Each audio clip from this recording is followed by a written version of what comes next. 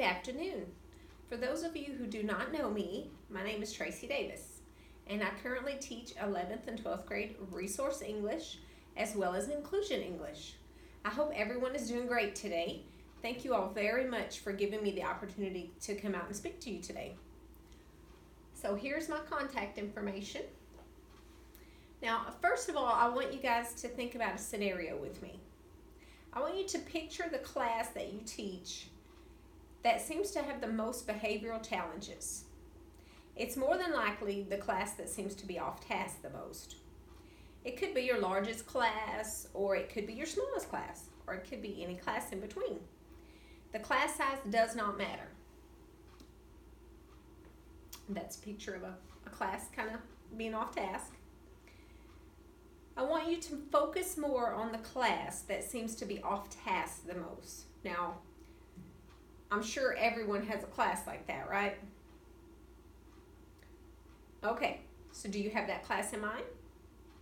Now, what if I told you I have learned some strategies that can help any teacher at any grade level and in any setting to motivate students and to increase their time on task? Is that something you would be interested in learning? I said you can use these strategies in any setting, and I mean it, any setting. It does not matter if you teach in a general education classroom or if you teach in a special education classroom.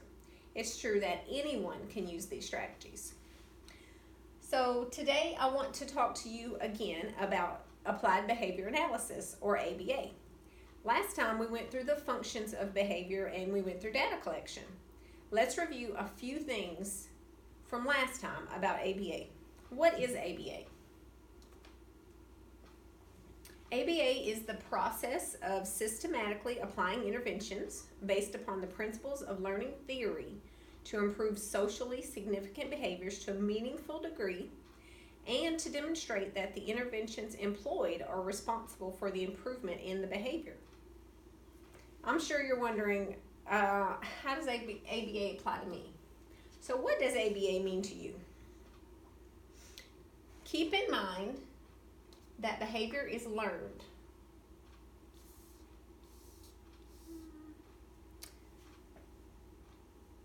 Behavior is learned. Behavior is observable and measurable.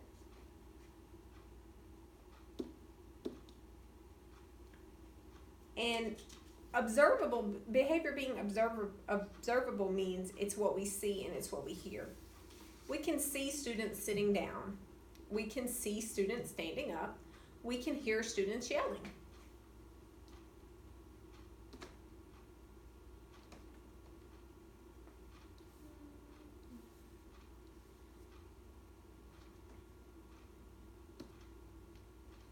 Okay, so behavior has three components.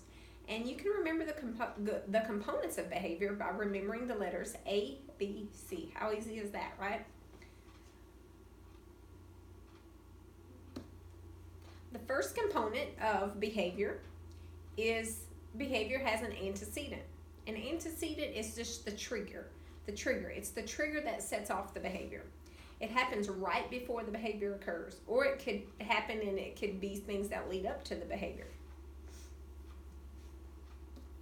The second component of behavior is the behavior itself, what the person does.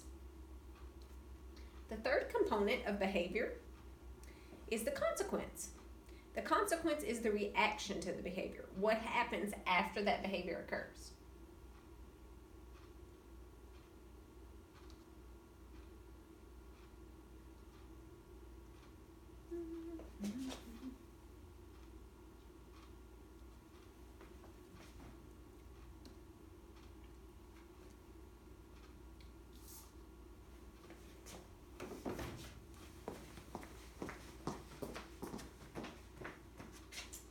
This a little bit smaller. There we go.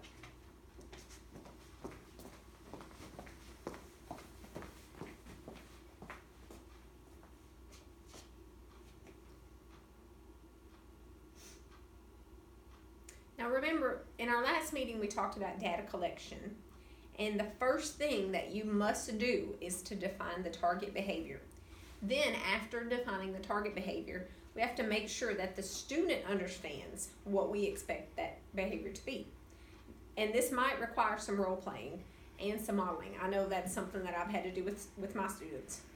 So, getting into the strategy, I want to talk to you about a strategy that's called token economy.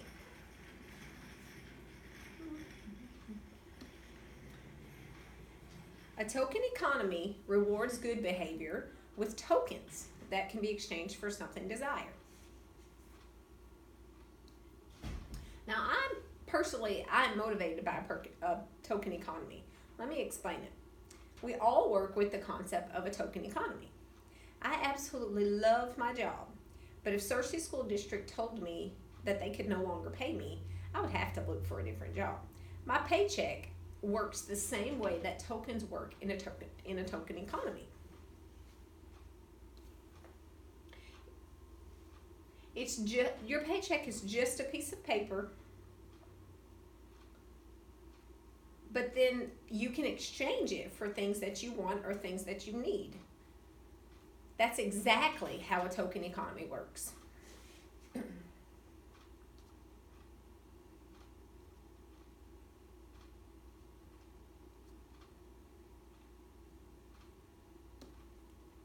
A token that you give to your students, it can be a chip, it can be a coin, a star, a sticker, or something else that can be exchanged for what the student wants to buy. And it's important to use things if the student is interested in model cars or trains, or they love emojis. You can use those kind of things as tokens. You can, have a token board and you can put emoji stickers on it, or you can have little pictures of trains, or it could even be a puzzle. It could be a train puzzle, and then a piece of that puzzle could be their token, and then once their puzzle is put together, then they get to exchange it. Teachers give students a token whenever their behavior matches the desired behavior. So if they're not doing what they're supposed to be doing, then they don't get a token, and they can even have tokens taken away. It is extremely important for a teacher to sit down with the student and let the student decide what they want to work for. Just ask the student, okay, what do you want to work for this week, or this today? Because the reward needs to be motivating to that student. Some students don't care about receiving food items, snacks, or anything like that, and some students do. I had one student who loves to draw, so his reward is some kind of art supply. A token in economy can be used with the whole class, or it can be used individually.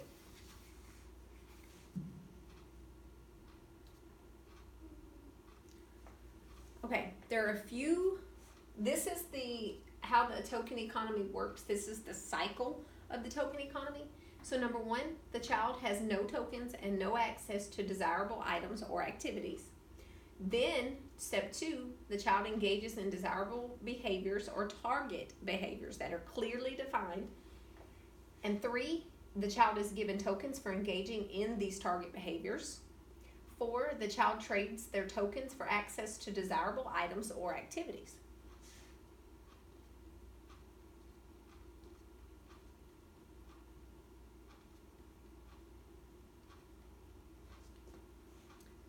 Now, there are a few steps to remember when implementing a token economy.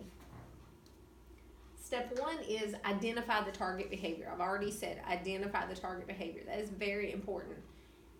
You need to know what that target behavior is, and the student needs to know. It needs to be perfectly clear. Number 2 is select tokens, whether it be poker chips, whether it be buttons, whether it be stickers. You need to select the tokens, and you need to select the token value.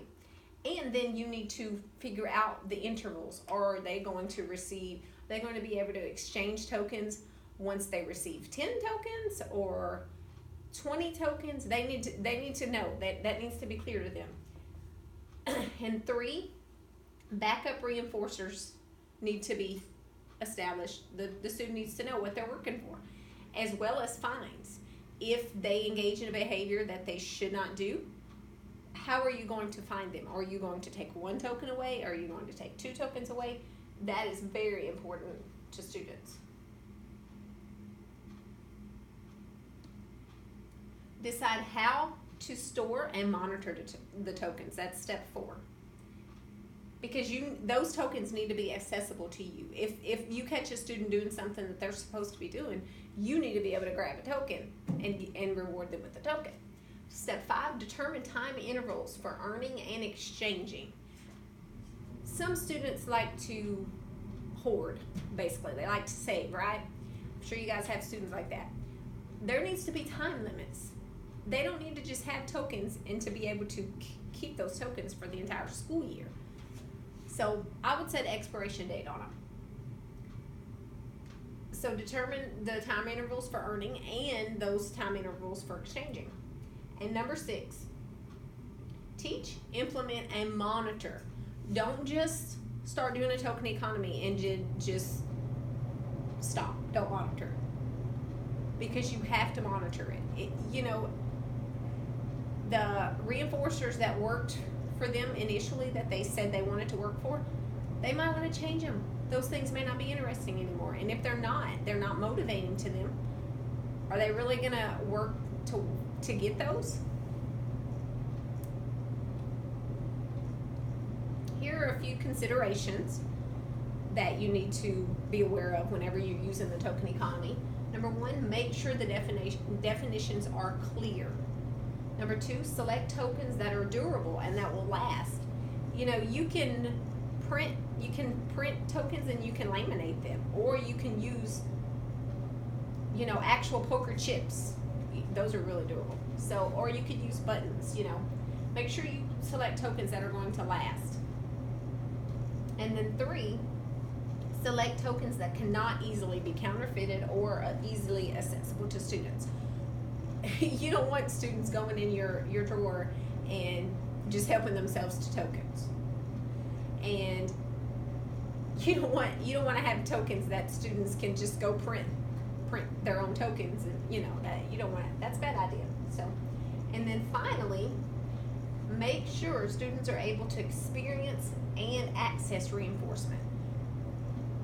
If you tell them, okay, after you receive 10 tokens, you can exchange them for either a bag of chips or, a bottle of water or a bag of sunflower seeds.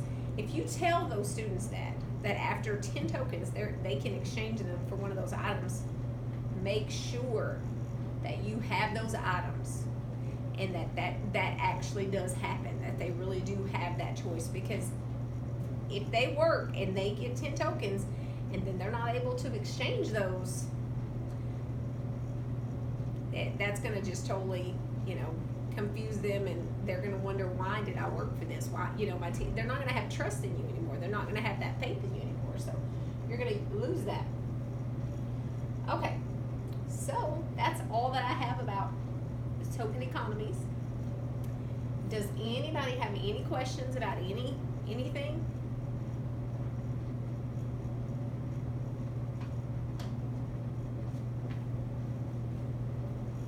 Okay, well, I want to thank you guys very much for allowing me to speak to you today. And if you think of any questions or you run into any issues, just please let me know. And here is my contact information again for you guys. You can email me. I do check my email regularly, or you can call me at school. So thank you very much.